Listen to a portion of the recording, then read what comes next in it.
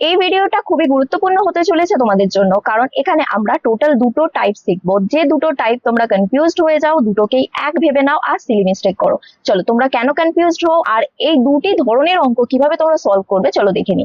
এখানে দেখো বলছে পেট্রোলের দাম প্রতি লিটারে 75% বৃদ্ধি পেল, মানে প্রাইসটা কি হচ্ছে 75% ইনক্রিজ হচ্ছে।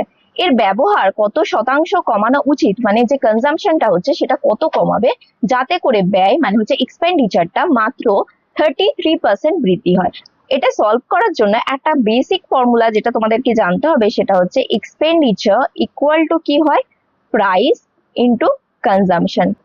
ফর এক্সাম্পল, একটা পেনের দাম ধরো 5 টাকা, আর তুমি এরকম ধরো দুটো পেন কিনছো, মানে তোমার কনজাম্পশন কত, দুটো। তাহলে 5 × 2 মানে একটা দাম ইন্টু কতগুলো কিনছো সেটা সমান সমান যে 10 পাচ্ছ, টোটাল 10 টাকা যে দিতে হচ্ছে, এটা হচ্ছে তোমার এক্সপেন্ডিচার। মানে টোটাল কত খরচ হচ্ছে সেটা হচ্ছে এক্সপেন্ডিচার। একটাতে কত খরচ হচ্ছে সেটা প্রাইস, কতগুলো কিনছো সেটা হচ্ছে তোমার কনজাম্পশন। এবার এখানে মনে রাখবে যে প্রাইসটা যদি বাড়ে তাহলে কনজাম্পশনটাকে কমাতে হবে যদি এই এক্সপেন্ডিচারটাকে সেম রাখতে চাও। এটা এক ধরনের অঙ্ক। আর একটা অঙ্ক এরকম আসে যেটা হচ্ছে এই দুটোতেই চেঞ্জ হচ্ছে, তার ফলে কি হচ্ছে এক্সপেন্ডিচারটা সেম থাকছে না, এক্সপেন্ডিচারটাও চেঞ্জ হচ্ছে। সেরকমই একটা অঙ্ক এখানে আছে। দেখো প্রাইসটা 75% বৃদ্ধি পাচ্ছে, ধরো প্রাইসটা 100 ছিল আগে, তাহলে 100তে 75 বাড়ছে মানে হচ্ছে 175 হয়ে যাচ্ছে প্রাইসটা।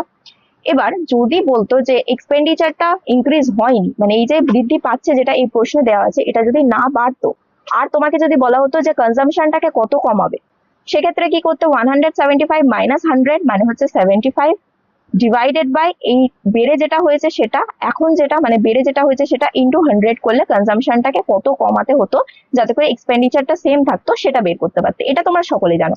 কিন্তু এখানে দেখো তোমাকে বলছে এক্সপেন্ডিচারটাও বেড়েছে, তাহলে যেহেতু এক্সপেন্ডিচারটা বেড়েছে তাহলে এই যে প্রাইসটা আছে সেটাকে আমরা বাড়িয়ে দেবো, যত বেড়েছে সেটা আমরা প্রাইসের উপরে করবো। এটা দেখো 33% বেড়েছে, মানে 133 বেড়েছে, তাহলে বেড়ে কত হবে 133। আমরা ধরে নেবো এটা বেস, এটা আর এখন বেস না, কারণ এই এক্সপেন্ডিচারটাও বাড়ছে। এবার আমরা আর এটার সাথে এটার গ্যাপ বের করবো না, আমরা কি করব এই দুটোর গ্যাপ বের করবো। এবার তাহলে এই দুটোর গ্যাপ বের করলে কত হচ্ছে 42 হচ্ছে, এটা মাইনাস এটা কত হচ্ছে 42 ডিভাইডেড বাই সবসময় নতুনটা যেটা হচ্ছে 175 ইন্টু 100 করবো। যদি এটা করি, এটা দেখো 7 দিয়ে কাটা যাচ্ছে, 7 2 যা 14 আর 7 5 যা 35, আর এটা 7 6 যা 42।